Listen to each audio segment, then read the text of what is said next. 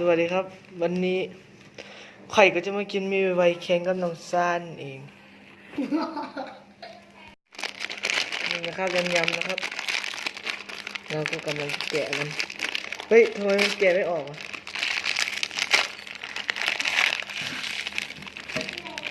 นี่นะครับเดี๋ยวตัดคลิปไปตอนทำเสร็จก่อนนี่นะครับบีบลงบีบ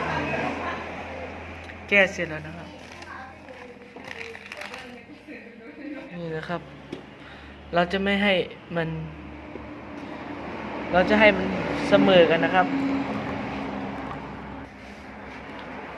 เขาจะใส่คนละจอกเนาะบ่ให้มันลดเลือนกันประมาณนี้เนาะน้ำหอดนี่เนาะถอกเสร็จเลย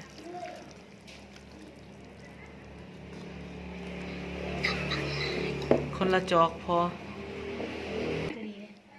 นี่เนาะกล่องมันก็โฟกัสจังว่านี่เขาก็ได้ใส่ลงไปแล้วเนาะได้ทำการปกไว้ให้มันเปื่อยก่อน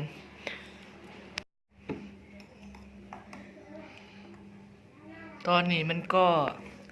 ได้ทำการเปื่อยลงหน่อยหนึ่งแล้วเนาะเอาเวลาถ่ายอีกหน่อยหนึ่งตัดชิปไปก่อนเนาะมันเขาก็พอแล้วเนาะตอนนี้แจกคือแล้ว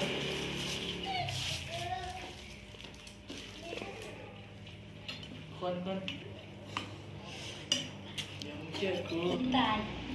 พอไม่ได้เสียงนับ1 2 3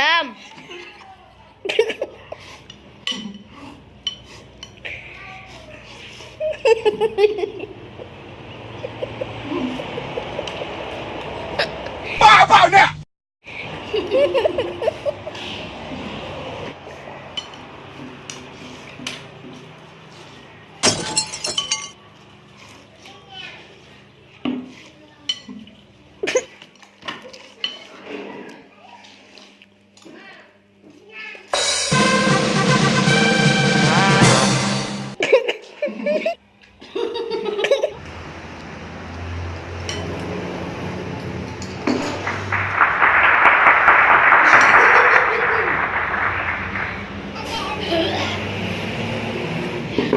ซึ่งวันนี้